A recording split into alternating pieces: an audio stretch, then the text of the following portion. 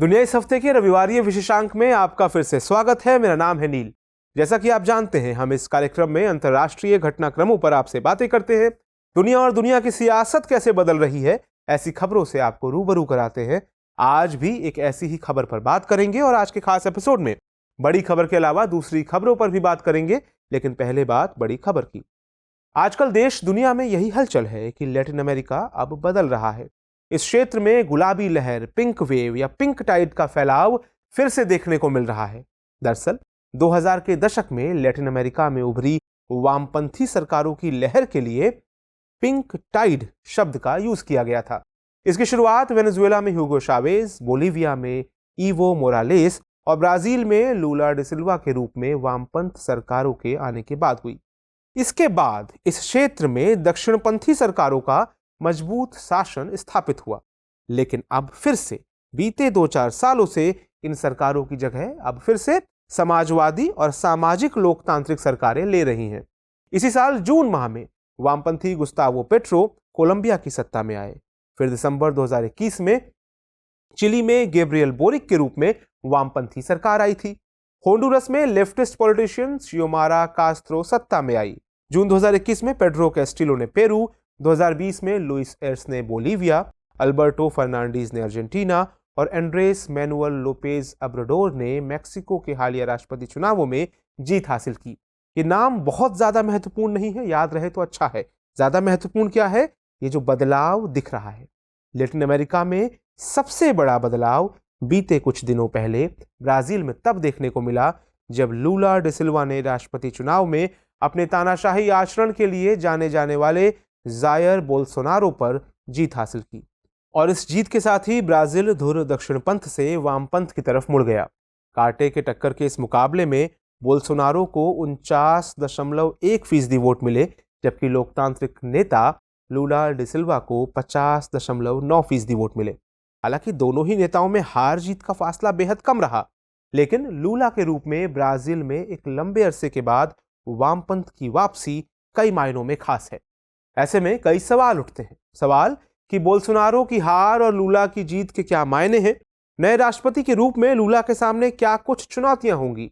अब ब्राजील के अन्य देशों के साथ द्विपक्षीय रिश्ते कौन सा नया मोड़ लेंगे? भारत के साथ इसके कूटनीतिक संबंधों में क्या कुछ बदलाव आ सकते हैं? आज के सेगमेंट में हम इन्हीं तमाम सवालों के जवाब तलाशने की कोशिश करेंगे। पहले इस देश की हालिया राजनीतिक हलचलों पर बात करते हैं। गौरतलब है कि बोल्सोनारो ब्राजील की लिबरल पार्टी से ताल्लुक रखते हैं। 2019 में वो इस देश के राष्ट्रपति बने। ब्राजील की अर्थव्यवस्था को मजबूती देने का वादा करके वो सत्ता में आए थे। देश में रोजगार बढ़ाने और गरीबी हटाने के क्रम में बोल्सोनारो ने बाजारवाद और निजीकरण को बढ़ावा दिया, लेकिन उनकी ये नीति लोगों को रास नहीं आई। बोल्सोनारो की हार की असल वजह कोरोना महामारी में उनका कुप्रबंधन रहा। मूर्ख लोग घर पर रहते हैं कहकर उन्होंने सोशल डिस्टेंसिंग और लॉकडाउन का मजाक बनाया। लोगों द्वारा जब कोरोना महामारी में मरने वाले लोगों की तादाद के बारे में पूछा गया, तब उन्होंने बेहद ही संवेदनहीन जवाब दिया था। ये सवाल कब्रें खोदने वालों के लिए है। जाहिर है, अगर देश के शीर्ष नेता का रवैया अपनी जनता के प्रति इतना रूखा हो तो वो अपनी लोकप्रियता खोएगा ही। बोल्सोनारो के साथ भी यही हुआ। इसके अलावा अमेजन के जंगलों की कटाई का आदेश देना भी बोल्सोनारो की हार की वजह बना। गौरतलब है कि अमेजन के वन पृथ्वी के सबसे बड़े उष्णकटिबंधीय वर्षा वन है। दक्षिण अमेरिका के लगभग 40% हिस्से को यह वर्षा वन कवर करता है और इसके 8 देशों Brazil, Bolivia, Peru, Ecuador, Colombia, Venezuela, Guyana, Suriname और फ्रांस के ओवरसीज टेरिटरी फ्रेंच गुयाना तक ये फैला हुआ है। लंग्स ऑफ आवर प्लैनेट कहे जाने वाले इन जंगलों की कटाई में बोल्सोनारो के राष्ट्रपति बनने के बाद काफी तेजी आई। इन जंगलों के कटने से वहां रहने वाली जनजातियों और जीव जंतुओं के अस्तित्व पर खतरा मंडराने लगा। ये बात किसी से भी छिपी हुई नहीं है कि बोल्सोनारो हमेशा से ही अमेजन के जंगलों के व्यावसायिक दोहन के पक्ष में थे। इस जंगल का बड़ा हिस्सा उन्होंने प्राइवेट कंपनियों के हाथों में दे दिया था। इसके अलावा ब्राजील में लगातार बढ़ती महंगाई और बेरोजगारी के बरक्स जीडीपी का लगातार गिरना बोल्सोनारो की हार के अहम कारण रहे। इसके उलट लूला के शासनकाल में ब्राजील की अर्थव्यवस्था में काफी तेजी देखी गई थी। एक समय वो दुनिया की 12वीं सबसे बड़ी अर्थव्यवस्था बन गई थी। लूला के वक्त ब्राजील की महंगाई दर इकाई अंक में रही। जबकि 2022 के दौरान अधिकतर समय यह आंकड़ा दहाई अंकों को पार कर चुका था। ऐसे समय में लूला की सत्ता वापसी ब्राजील वासियों के लिए आशा की एक किरण के रूप में आई है। अपनी जीत के साथ ही लूला ने ब्राजीलियाई आवाम से अपनी सामाजिक और पर्यावरणीय प्रतिबद्धताओं को निभाने के अपने वादे को दोहराया है।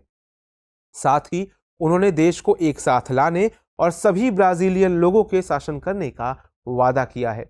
लेकिन लूला के समक्ष चुनौतियां भी अपार होंगी। पहली चुनौती अपने ब्राजील के लोगों से किए गए अपने वादे निभाने की होगी।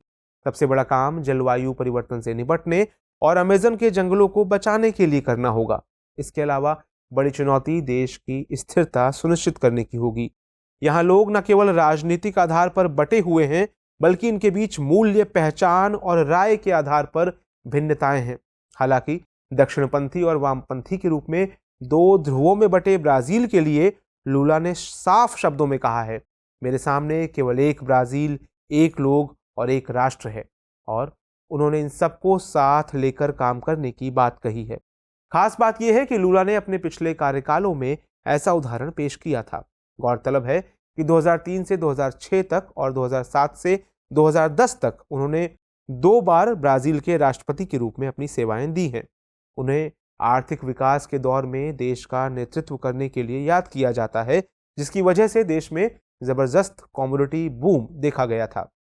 बड़े पैमाने पर सामाजिक कल्याणकारी योजनाएं और आर्थिक विकास कार्यक्रम चलाए गए। ये वही कार्यक्रम थे जिसकी बदौलत ब्राजील की लगभग 20 मिलियन आबादी चरम गरीबी से बाहर निकल पाई। बोल्सा फेमिलिया जैसी फेमस योजनाएं थी जिनके तहत गरीब बच्चों को स्कूल जाने के लिए पैसे दिए जाते थे। वैश्विक पटल पर ब्राजील को उन्होंने एक मुख्य खिलाड़ी के रूप में उभारा। अमेरिका के पूर्व राष्ट्रपति बराक ओबामा ने उन्हें यूं ही नहीं, the most popular politician on earth जैसे शब्दों से नवाजा था। हालांकि लूला पर भ्रष्टाचार के दाग भी लगे थे, जिसके लिए उन्हें 2018 में जेल भेज दिया गया था। ये वही साल था जब बोल्सोनारो राष्ट्रपति चुनाव जीते थे।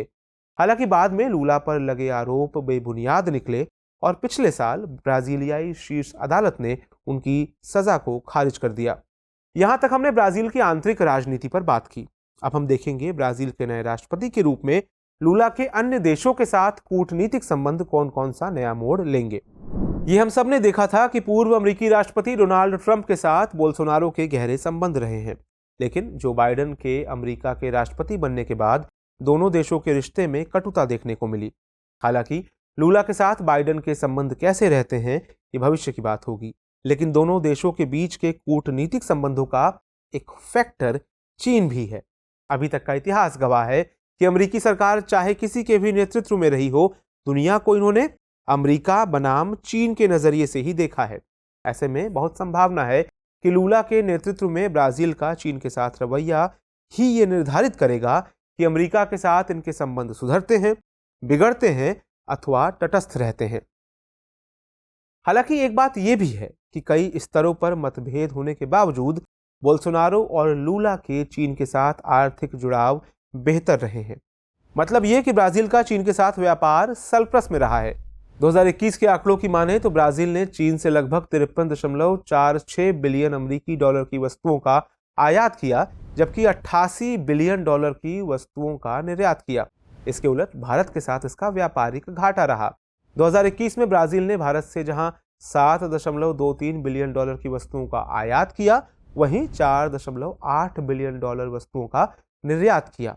ऐसे में ब्राजील में लूला की जीत से भारत ब्राजील आर्थिक संबंधों को और गति देने की जरूरत पर जोर दिया जा रहा है, ताकि एक मजबूत द्विपक्षीय संबंध स्थापित किया जा सके। यह भी संभावना है कि आने वाले समय में दोनों देश एक मजबूत साझेदारी के साथ संयुक्त राष्ट्र सुरक्षा परिषद में स्थायी सदस्यता के मुद्दे पर G4 समूह सक्रियता से काम करें।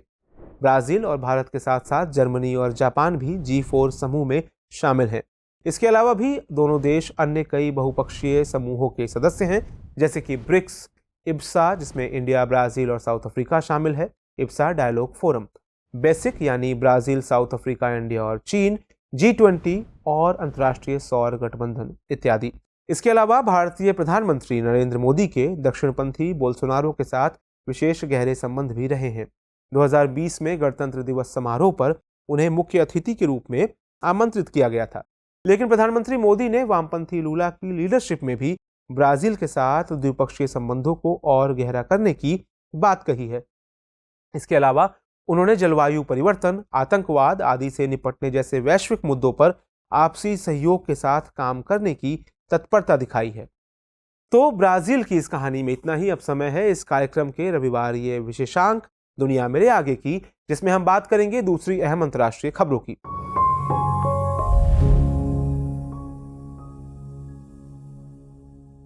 पहली खबर में संगठन के सदस्यों के आपसी मतभेदों के बीच अरब लीग शिखर सम्मेलन की तैयारी अल्जीरिया की राजधानी अल्जीयर्स में शुरू हो गई है।